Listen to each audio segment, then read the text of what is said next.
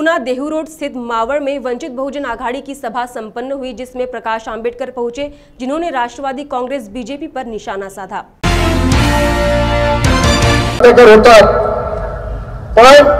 आमच्या मासळी मार्केट मधल्या कोळणीचा विनयभंग करण्याची हिंमत मागच्या 2000 वर्षात कोणाची झाली नाही आणि पुढे 2000 वर्षात होणार नाही।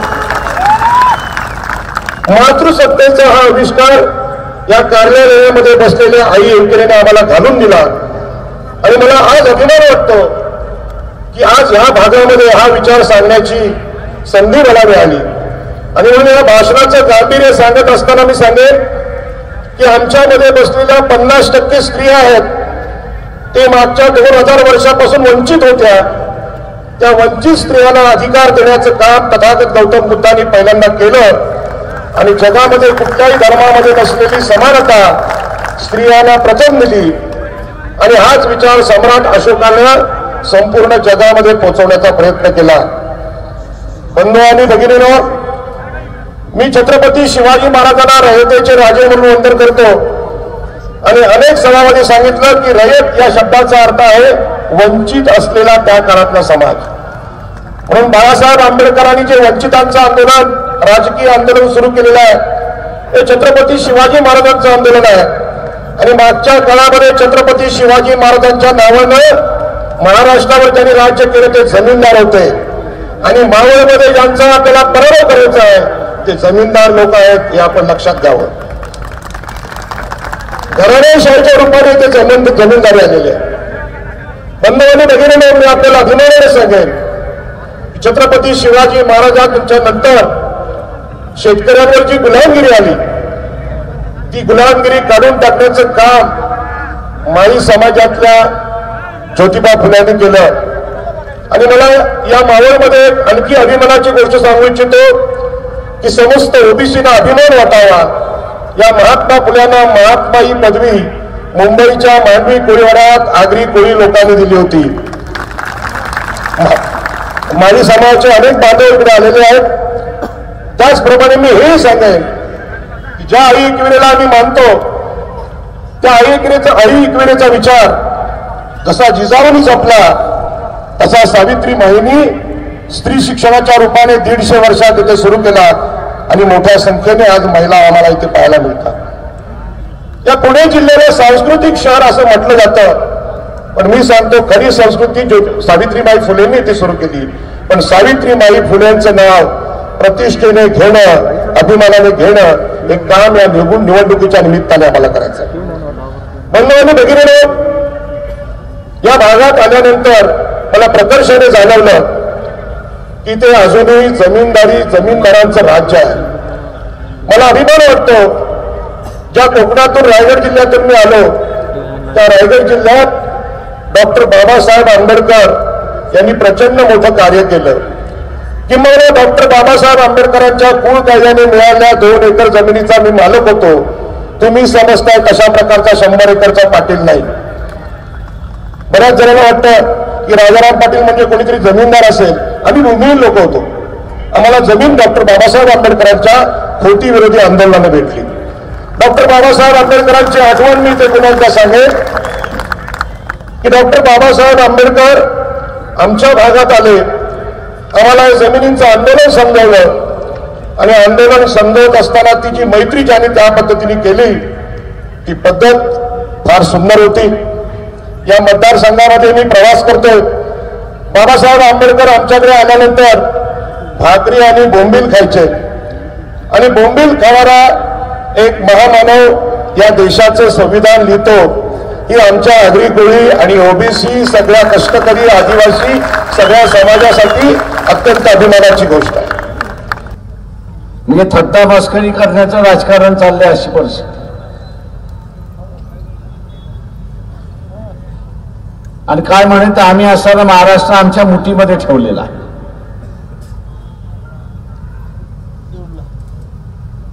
मावळ मतदारसंघ हा असताना चॅलेंज मतदारसंघ आहे, हे आपण मतदारांनी लक्षात घ्यावं। मतदारांना चॅलेंज आहे, राजकीय पक्षांना चॅलेंज नाहीये, हा मतदाराला चॅलेंज आहे। या मतदारसंघातल्या विद्वानांना चॅलेंज आहे, या मतदारसंघातल्या विचार स्वातंत्र्य मानणाऱ्या लोकांना चॅलेंज आहे हे आपण लक्षात घ्या की आमची ही जागीरदारी आहे आणि आमच्या जागीरदारीमध्ये आम्हाला जे करायचं आहे ते आम्ही असताना करू, मुकाट्याने तुम्ही पाळा अशी असणारी परिस्थिती. मावळ लोकसभा मतदारसंघाला दाखवून द्यायचंय की आम्ही कोणाचे गुलाम नाही आहोत आणि धरणामध्ये मुतणाऱ्यांचे तर आम्ही नाहीच आहोत हे आपल्याला दाखवून देणं महत्त्वाचं.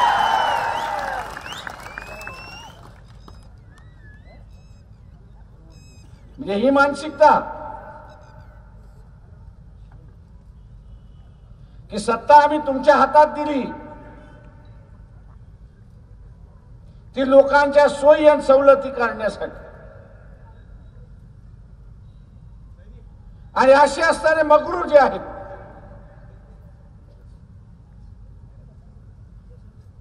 असे असणारे जे मगरूर आहेत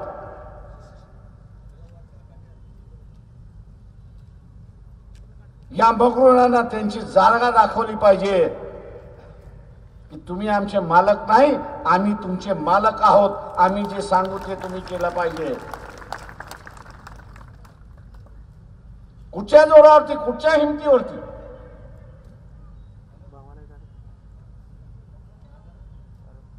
मी इथल्या असणाऱ्या वंचितांना आव्हान करणार,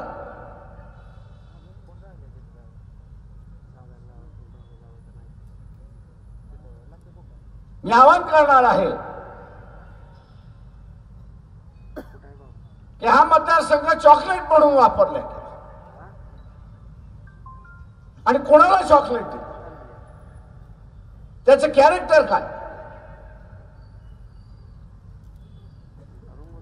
रेव पार्ट्या करणाऱ्यांचं कॅरेक्टर,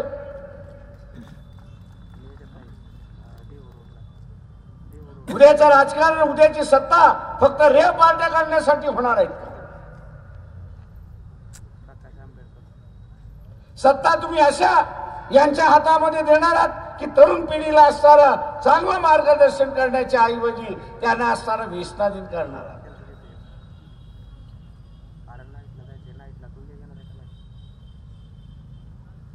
मित्रो, मी नेहमी उदाहरण देत असतो, अमेरिकेचा राष्ट्रपती हा विद्वान आहे का हा बघितला जात नाही, पण अमेरिकेच्या राष्ट्रपतीच्या निवडणुकीमध्ये त्याचं चारित्र्य बघितलं जातं हे आपण असं लक्षात घ्या. मी जेव्हा विचारलं त्याने, बाबा तुम्ही चारित्र्य का बघता, त्यावेळेस तिथला मतदार मला म्हणाला की 4 वर्ष आमचं पूर्ण आयुष्य, एका अमेरिकेमध्ये 4 वर्षानंतर निवडणुका होतात राष्ट्रपती,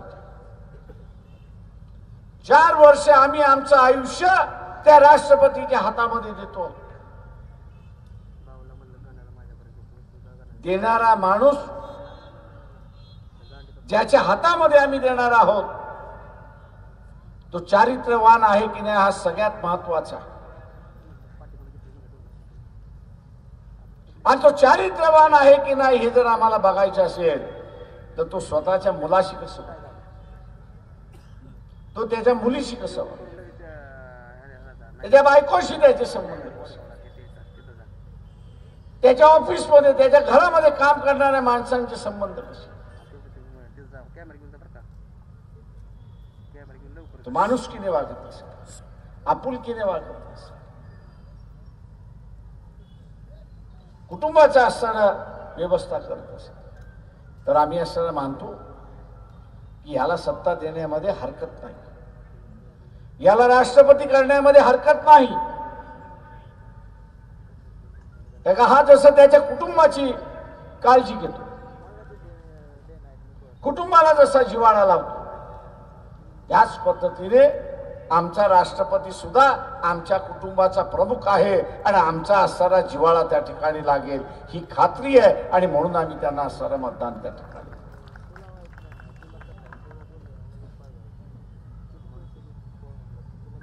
आज इथले उमेदवार या निकषावरती उतरतात.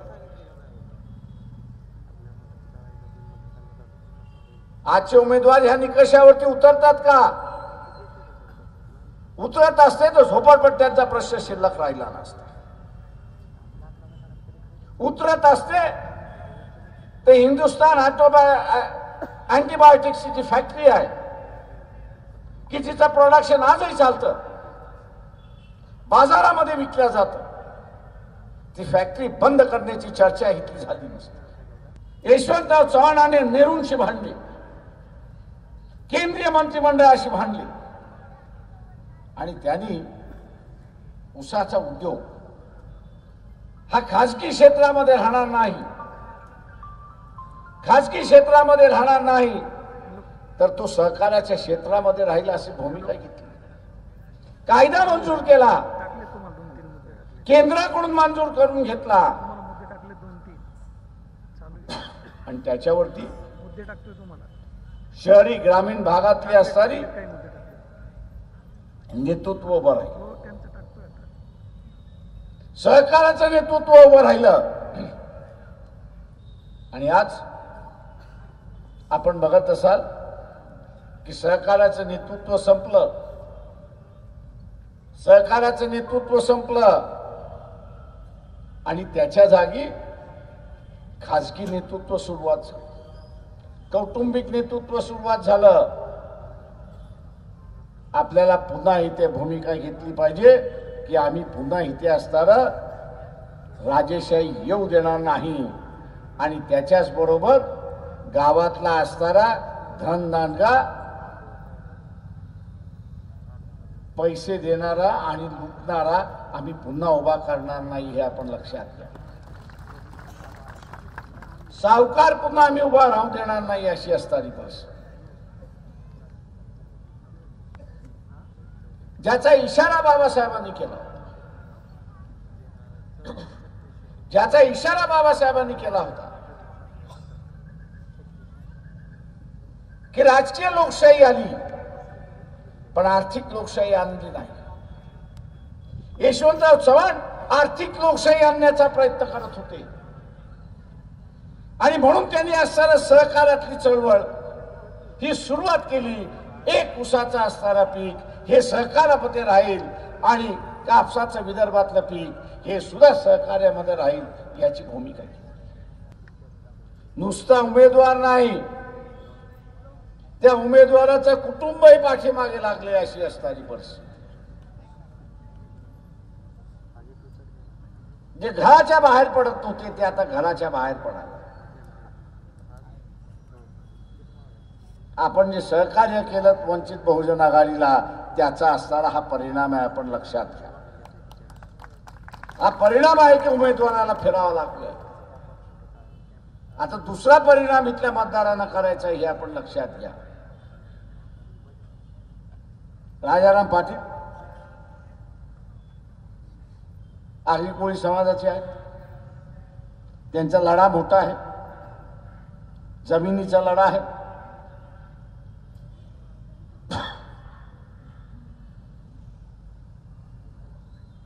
आणि जमिनी कुठल्या तर गावठाणाच्या. मुंबई सारख्या शहरामध्ये, नवीन मुंबई सारख्या शहरामध्ये, उरण सारख्या शहरामध्ये, कल्याण डोंबिवली सारख्या शहरामध्ये आता शिल्लक ज्या राहिलेल्या आहेत त्या गावठाणाच्या जमिनी राहिल्या. उरलेल्या सगळ्या जमिनी इथल्या सत्ताधाऱ्यांनी खाऊन टाकल्या. आणि म्हणून आता एसारे कशाला लावतात, आता एसारे कशाला लावतात आहेत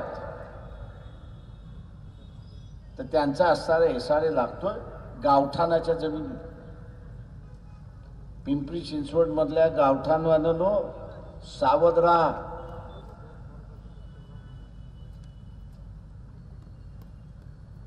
पिंपरी चिंचवड मधल्या गावठाणाच्या मंडळींनी सावध राहा. या चोरांना पहिल्यांदा सत्ता दिली तर तुमची गावठाणं 5 वर्षामध्ये संपली म्हणून समजा. त्या का पिंपरी चिंचवड मध्ये सुद्धा मोकळ्या जागा राहिलेल्या नाहीत.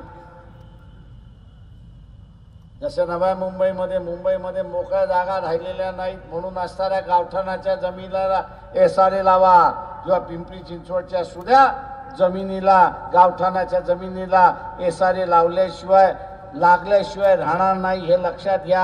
आणि ते थांबवायचं असेल तर राजाराम पाटील यांना मतदान द्या, हे आव्हान मी आपल्या सगळ्यांना करतो. जय भीम दर्शकों, आज हम उरन इस गांव में मावल लोकसभा 2019 की जो चुनाव हो रहे वहाँ के 33 मावल लोकसभा के उम्मीदवार राजाराम नारायण पाटिल उर्फ राजा भाऊ करके जिन्हें अभी पहचाना जाता है और पूरे मावल लोकसभा में उनके नाम की चर्चा है.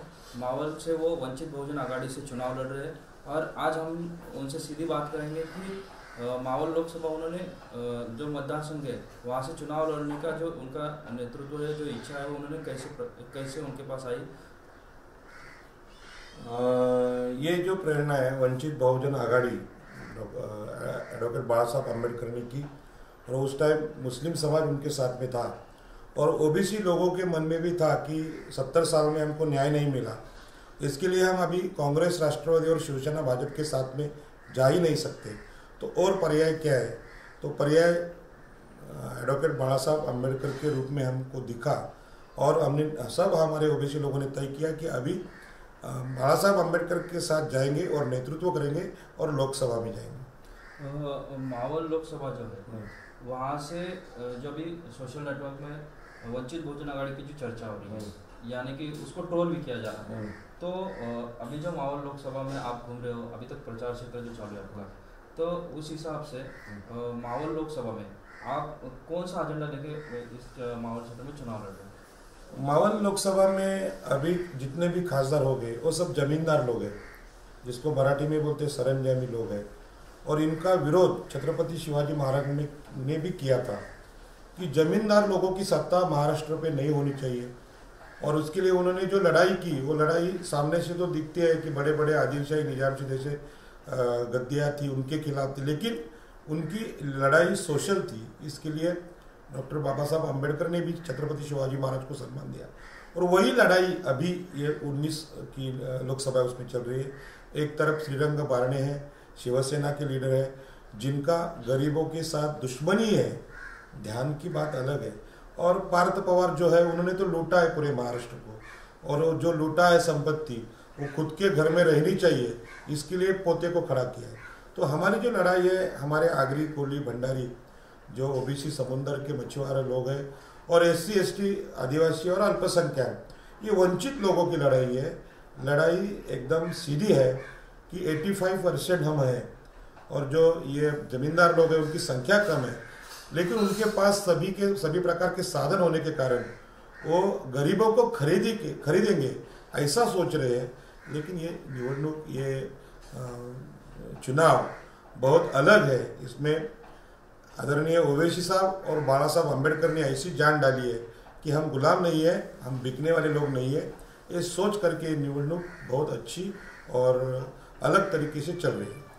आपको लोगों ने चुन के दिया, तो आप इस क्षेत्र में क्या क्या मैं तो देखेगा कि हमारे लोगों को कुछ देने की बात अलग अलग लोग कर रहे हैं. नरेंद्र मोदी साहब ने बोला था 15 लाख देंगे, अभी राहुल गांधी बोल रहे हैं 72,000 देंगे. लेकिन पैसा देने से हमारे लोगों का प्रश्न नहीं मिटने वाला है. सबसे बड़ा प्रश्न है, जिधर हमारे लोग रहते हैं, झोपड़पट्टियाँ हैं, गाँवठान है, वहाँ के घर तोड़ने का ये सोच रहे हैं. और ये तोड़ेंगे तो एक घर का ही वैल्यू है कम से कम 1 करोड़ या 80 लाख का. तो ये 70,000 और 15 लाख देंगे, बात करें तोड़ने के बाद, मतलब ये बेचेंगे और देंगे. मतलब ऐसा देखो क्या किसी आदमी का किडनी बेचेंगे और उसको पैसा देंगे, ऐसी ही बात है. तो पहला काम मैं करेंगे कि जिधर हमारे लोग रहते हैं, जो जगह है उनके नाम पे करेंगे. डॉक्टर बाबा साहब अम्बेडकर ने जो कानून किया था, कसेल त्याची जमीन राहील त्याचं घर, वो झोपड़पट्टियों को लागू है, घर को भी, गाँवठान को भी. और घर होने के बाद बाकी की सब चीज़ें, जिसमें एजुकेशन पहले आता है, एजुकेशन टोटली फ्री करने का काम बाला साहब अम्बेडकर ने बोला है. और सभी जिम्मेदारी जो एजुकेशन की वो सरकार करेगी. दूसरी है आरोग्य की बात, कि कम पैसे में, मुझे तो लगता है भूटान जैसा देश है, बौद्ध राष्ट्र है वो फ्री में आरोग्य की सुविधा आती है, वैसी ही हमारे देश में होगी। और इसका मेरा आदर्श है सम्राट अशोक, जिन्होंने प्राणी लोगों के लिए दवाखाने खोले थे, तो हम आदमी लोगों के लिए, मानव के लिए दवाखाने नहीं खोल सकते। तो ये दो मेरे टारगेट है, एजुकेशन और आरोग्य, और सबसे बड़े घर। और रोजगार की बात करेंगे तो JNPT है, नेवी है, ONGC है, हिंदुस्तान एंटीबायोटिक्स कारखाना है उधर मावल में, वो बंद करने का, बारने साहब बेचने का विचार कर रहे हैं, तो हम अच्छी तरह से चलाएंगे। और उधर एक और मावल में एक है, मैं तो बोलता है इधर रायगढ़ में एक डालेंगे। और जितना भी बड़े बड़े कारखाने हैं जैसे RCF हो, राष्ट्रीय उद्योग है, वो बढ़ाएंगे। और लोगों को कर्ज की सुविधा जो है, बाला साहब ने बोला है कि बिना तारण कर्ज मिलना चाहिए। हम जिसके पास प्रॉपर्टी नहीं, जिनके नाम से घर ही नहीं है, वो तारण क्या दे देंगे। इसके लिए वो भी काम मैं सोचने की तैयारी कर रहा हूँ। और ज़्यादा से ज़्यादा रोजगार निर्माण हो, ऐसे ही काम हम करने वाले हैं। और इसका मैं आश्वासन देता हूँ, पक्का आश्वासन देता हूँ, क्योंकि गरीबा का आंदोलन 20 साल में चलाता हूँ, तो रोजगार की समस्या बहुत बड़ी समस्या है और उसके ऊपर मैं काम करेंगे। आज तक आपने ये जो लोकसभा हाँ। और आपका नाम एक आंदोलन करता है, हाँ। तो आपने अभी तक जो काम किए वो किस तरह से है? मैंने जमीन का आंदोलन चलाया है 2005 से, और इसको सबसे बड़ा यश वो मुंबई में आया। मुंबई के जो गाँवठन है 2000 साल पुराने हैं, फिर भी उसको जमीन का अधिकार 70 साल में दिया नहीं था। कांग्रेस राष्ट्रवादी ने दिया नहीं था और शिवसेना भाजपा में। तो मैंने जनवरी 18 को ये सब्जेक्ट निकाला, और ये सब्जेक्ट निकाल करके आंदोलन खड़ा किया। और मुंबई की शिवसेना और भाजपा डर गए, और उन्होंने अधिवेशन में ठहराव लिया कि हाँ, यहाँ के कोली, आगरी, भंडारी, ST लोगों को हम अधिकार देने का विचार करते हैं। उन्होंने ठहराव लिया, सर्वेक्षण भी हुआ। ऐसा ही विचार 2019 में मैंने ये इलेक्शन में लिया, और पिंपरी चिंचवड में देखा मुंबई जैसा प्रॉब्लम उधर के गाँवठानों का है। और ये मेरा बहुत बड़ा यश है, ऐसे मैं मानता हूँ कि अभी तक मैं लोकसभा में चुन के नहीं गया, आमदार भी नहीं, नगर सेवक भी नहीं, लेकिन एक प्रश्न उठाया तो उसका पॉलिटिकल दबाव है, वो बढ़ गया। वो दबाव के कारण ये काम लोगों का हो रहा है। लोकसभा में मैं गया तो उधर का वो कानून ही बनाएगा कि जो SC, ST, OBC और अल्पसंख्यक है, इसके घर को, इनके प्रॉपर्टी को किसी ने हाथ लगाया तो एट्रोसिटी केस के अंदर सामने वाला अंदर जाना चाहिए, या तो अधिकारी, प्रशासकीय अधिकारी हो, या राजकीय नेता हो, या कोई बिल्डर। अभी आप लोगों ने आपको लगता है कि इस माहौल क्षेत्र से लोगों ने आपको चुन के देना चाहिए। मुझे ऐसा लगता है कि आपको लोगों ने क्यों चुन के देना चाहिए, ऐसा आपको लगता है। और दूसरी बात ऐसी कि आप लॉर्ड बुद्धा TV के माध्यम से ये जो जनता है अम्बेडकर चलो में अभी जो आई हुई वंचित है, तो उनको क्या कहना चाहोगे? पहली बात मैं बताता हूँ कि 70 साल में ये विचार जिनके मन में पहली बार आया, ये है डॉक्टर बाबा साहब अम्बेडकर के पोते एडवोकेट प्रकाश अम्बेडकर साहब, और उनको सपोर्ट किया है ओवैसी साहब ने। तो मेरा वोटिंग का जो रेशियो है उसमें हमारा SC, ST समाज और मुस्लिम समाज, ये मेरी सबसे मुझे दो पैर है, इनके ऊपर मैं खड़ा हूँ। और बाकी के 2 हाथ है, अभी OBC लोग हैं, और समाज के सभी जाति के और नागरिक है, 50% स्त्रियाँ हैं, उनको भी मालूम है 70 साल को देश को लूटा गया, लूटी होती रही, न्याय अभी तक हुआ नहीं। तो लॉर्ड बुद्धा चैनल को इसके लिए मैं धन्यवाद दे रहा हूँ कि आप लोगों का सोच, मतलब लॉर्ड बुद्धा का नाम जो चैनल है, बुद्ध का विचार है, ये भारतीय संविधान का विचार है, जिसमें स्त्रियों को अधिकार देना हो, उपेक्षित लोगों को अधिकार देना हो, और वैज्ञानिक सोच, ये लॉर्ड बुद्धा का काम है। वैज्ञानिक सोच के कारण ही ये देश अच्छा बन सकता है। जैसे सम्राट अशोक के युग में हुआ था, वैसा ही होगा। मनुस्मृति के हिसाब से नहीं होगा। तो मनुस्मृति को जलाने का काम रायगढ़ जिले में डॉक्टर बाबा साहब अम्बेडकर ने किया। उनके साथ में हमारे आगरी कोली समाज के नेता नारायण नागू पाटिल भी थी। और मुझे आज आनंद हो रहा है कि प्रकाश अम्बेडकर साहब के साथ आगरी समाज का अध्यक्ष करके मैं उसमें हूँ, और OBC लोगों को साथ में लेते हुए हूँ। तो लॉर्ड बुद्धा का जो विचार है, चैनल का विचार है, वो चैनल जो देखने वाले ज़्यादातर लोग हैं, उनको भी ये विचार जाना चाहिए कि लॉर्ड बुद्धा का नाम हमारा क्या है। और इनका जो वंचित बहुजन आघाड़ी का विचार है, मैं आपको रिक्वेस्ट करता हूँ कि हमारे वंचित बहुजन आघाड़ी में जितने भी लोग हैं, मेरे आप इंटरव्यू तो मेरा है, लेकिन हमारे जितने भी उम्मीदवार हैं उनको सबको चुन के देना चाहिए, पूरे देश को मैं आह्वान करता हूँ।